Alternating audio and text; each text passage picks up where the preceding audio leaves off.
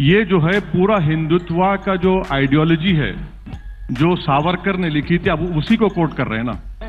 नहीं कोट कर रहा हूं, मिक्स करके कर रहे हैं आप। Savarkar, Golwalkar, bunch of thoughts, हाँ ये सब मिलाकर, ठीक है। हाँ, सावरकर को मानता हूँ, गोलवालकर को मानता हूँ, बट मोहम्मद अली जिन्ना को नहीं मानता हूँ। तेरा बाप आया।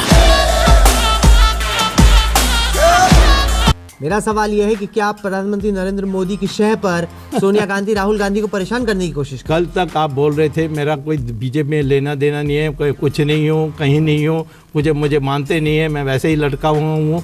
आज कहते हो मैं नरेंद्र मोदी के सहयोगी हूँ, उसका मुखौटा हूँ, उसके कहने पर कर रहा हूँ। ये पहले तो मन बनाइए। नरेंद्र मोदी से आपकी लगातार बातचीत तो चली रही होगी इस बारे में? नहीं, मैंने कभी नेशनल हेल्थ पर बात नहीं की। सच बताइए। तो मैं झूठ बोलने वाला नहीं हूँ, आप अखबार वाले झूठ बोलते हैं, मैं कभी झूठ नहीं बोलता।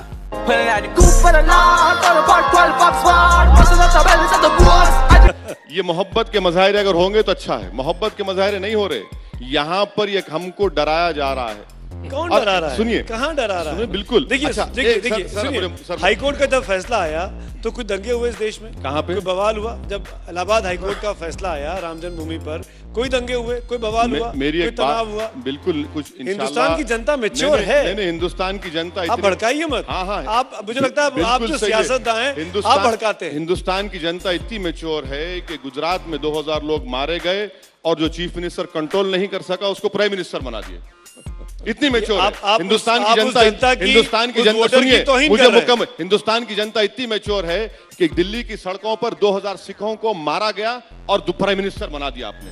ये मैच्योरिटी है। मैं आप उसमें मत जाइए, बड़ी सब्जेक्टिव चीज है वो। नहीं, नादिर शाह ने इस देश में दिल्ली में कत्लेआम किया था। हम ये नहीं कहते कि वो वैसी उसका वारिस है।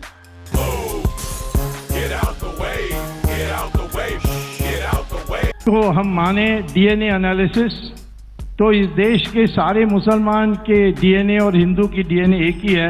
इसके माने मुसलमान का पूर्वज हिंदू है, ये इसको स्वीकार करना चाहिए।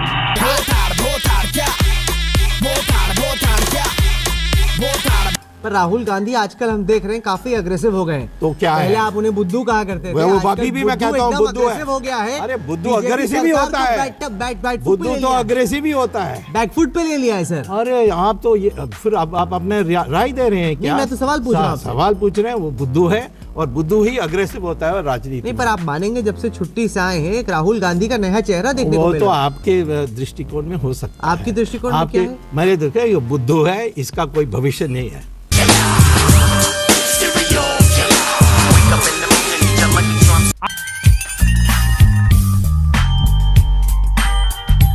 अच्छा ये देखिए कि 6 दिसंबर को मस्जिद शहीद की गई, 7 दिसंबर को फिर पूजा शुरू हो जाती है वहां पर। तो फिर कोर्ट कहां पर है फिर? और अब तक अगर जस्टिस वेंकट चलैया कार सेवा का परमिशन नहीं देते तो वहां पर डेमोलिशन नहीं होता। और सुप्रीम कोर्ट से हमको अभी भी उम्मीद है कि भैया 25 साल में एक मर्तबा तो आप कंटेम्प्ट पिटीशन सुन लीजिए।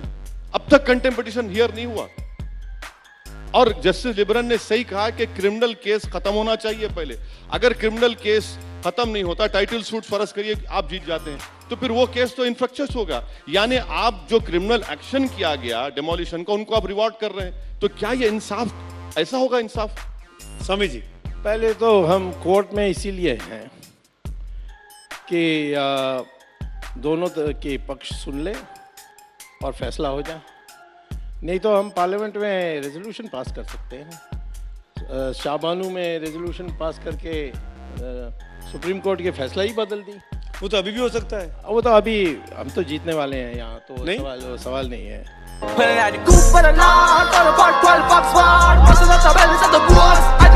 एक सवाल मैं इनसे ये पूछूंगा कि, और या मैं अपनी टिप्पणी करूंगा कि इन्होंने कहा कि शरिया में ऐसे हो समझते हैं कि मस्जिद को तोड़ा जा सकता है, शिफ्ट किया जा सकता है, तो यहाँ ये बाबरी मस्जिद को हटाने के लिए क्यों नहीं तैयार होते हैं? मजा आया।